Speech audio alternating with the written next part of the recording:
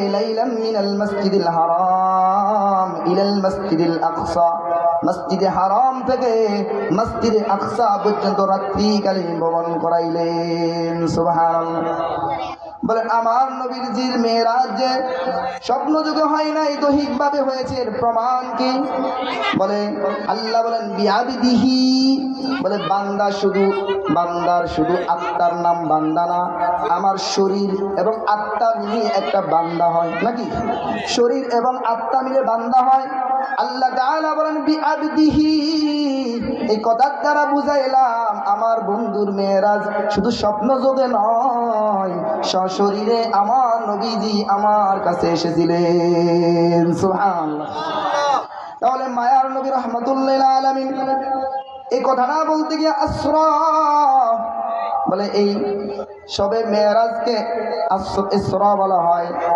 বলে মসজিদে হারাম থেকে মসজিদে আকসা পর্যন্ত, মাসালা মনে রাখবেন, মসজিদে হারাম থেকে মসজিদে আকসা পর্যন্ত এটা হলো ইসরা বলা হয়। এটাকে যদি কেউ অস্বীকার করে সে কাফের হয়ে যাবে, কারণ এটা ডাইরেক্ট কোরআনের আয়াত মুতাওয়াতির। আর মসজিদে হারাম থেকে মসজিদে আকসা থেকে আল্লাহ তাআলা সাত আসমান জান্নাত জাহান্নাম দেখাইলেন, সেটা হলো মেরাজ। সেটা কি? মেরাজ। এই মেরাজকে যদি কেউ অস্বীকার করে সে ফাসিক হবে, গুনাহগার হবে। কি হবে? গুনাহগার হবে। কারণ এই মেরাজ আল্লাহর নবীজির অসংখ্য অগণিত মুতাওয়াতির হাদিস দ্বারা সাবিত। তাহলে বলে লাইলান, এই লাইলান দ্বারা এটা আরো স্পষ্ট করে বলল বিআবদিহি, আমার বান্দাকে লাইলান রাতের কিছু অংশে আমি এখান থেকে সাত আসমান আমার বন্ধুকে আমার বাড়িতে মেহমানদারি করানোর জন্য এনেছি। বলে এখান থেকে সাত আসমান কত দূরে? বলে এখান থেকে সাত আসমান পর্যন্ত আমার নবীজিকে ঘুরে ঘুরে আনলেন। এখান থেকে সাত আসমান পর্যন্ত আমার নবীজিকে ঘুরে আনলেন। বলে কোন মুফাসসিরিন ইকরাম বলেন 2 মিনিট। কয় মিনিট?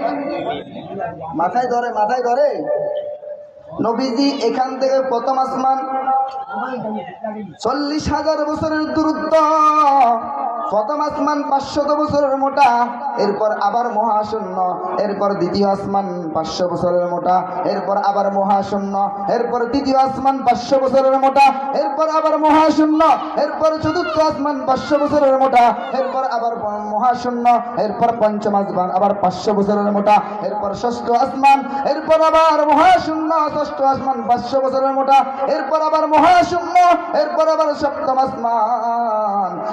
আসমান পেরিয়ে সিদরাতুল মুনতাহা বাইতুল মামুর পর্যন্ত আমার নবীজিকে আল্লাহ তাআলা ঘুরাইলেন মাত্র 2 মিনিট। সুবহানাল্লাহ। মাথায় ধরবে না। এই জন্যই অনেক মুফাসসিররা বলে এটা স্বপ্নের মতো লাগে। কেমনে সম্ভব 2 মিনিটে আসমান সাত আসমান জমিন ঘুরে আসে? এটা তো কখনো সম্ভব না। বলে বন্ধু কেমনে সম্ভব? এটা তোমার আমার মেমোরিতে ধরবে না। উজাইর নবী রাস্তা দিয়ে চলতেছেন, হঠাৎ করে দেখেন মানুষগুলো লন্ডভন্ড হয়ে রয়েছে, মানুষের অবস্থা বড় খারাপ। নবীজি বলেন এই মানুষগুলা কেমনে বাঁচবেন? আল্লাহ তাআলা বলেন ও উজাইর, আমি আপনার অবস্থাকে ওই রকম করে দিচ্ছি, একটু অপেক্ষা করেন। উজাইর নবী রাস্তা দিয়া যায়, হঠাৎ করে ঘুমের ভানটা আল্লাহ তাআলা তিনার উপর দিয়ে দিলেন, তিনি সেখানে ঘুমিয়ে গেলেন। ঘুম থেকে উঠার পর জিজ্ঞেস করলেন ও উজাইর কতদিন পরে উঠলা? বলে হুজুর একদিন অথবা এর কিছু অংশ।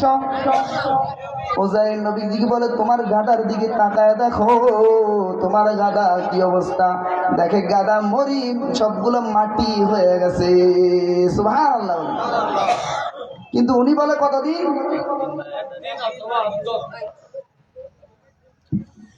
একদিন অথবা এর কিছু অংশ।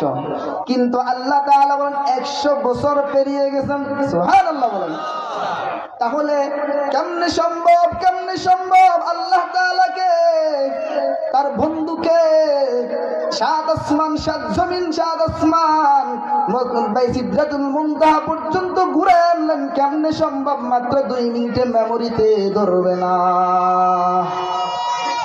বলেন কেমনে সম্ভব, কেমনে সম্ভব?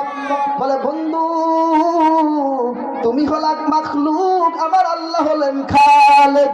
মাখলুকের মেমরি দিয়া খালেকের জীবিত না সম্ভব না। তুমি মাখলুকের মেমরিতে ধরবে না, এটা আমার আল্লাহর দ্বারা সম্ভব। বলে কেমনে সম্ভব, কেমনে সম্ভব? বন্ধু এখান থেকে চাপরাশিরার যাইতেও তো 20 মিনিট লাগবে, মোটর সাইকেলে গেলে 7 মিনিট 10 মিনিট 5 মিনিট লাগবে। আল্লাহ বলেন এখান থেকে আমার বন্ধুকে আমি প্রথম আসমান ঘুরাইলাম, এক একটা আসমানের ওজন আপনাদেরকে বললাম, 7টা আসমান কত দূরে, সেখানে আল্লাহর বন্ধুকে আল্লাহ নিয়ে গেলেন মাত্র 2 মিনিট। কেমনে সম্ভব? আপনার আমার প্রশ্ন কেমনে সম্ভব, কেমনে সম্ভব? এর একটা উত্তর আল্লাহ তাআলা বললেন সুবহান, আমি আল্লাহ হলাম পবিত্র, আমি আল্লাহর দ্বারা সম্ভব। ওয়া ইন্নাকা আলা কুল্লি শাইইন কাদির, আমি আল্লাহ সব ক্ষমতার মালিক, আমি আল্লাহ চাইলে সব করতে পারি। তোমরা চিন্তা করো 2 মিনিট, ওজাইর নবী চিন্তা করে মাত্র 1 দিন অথবা অর্ধেক দিন ঘুমাইলাম, এর ভিতরে কত শত বছর পেরিয়ে গেছে আমার আল্লাহ ভালো জানে।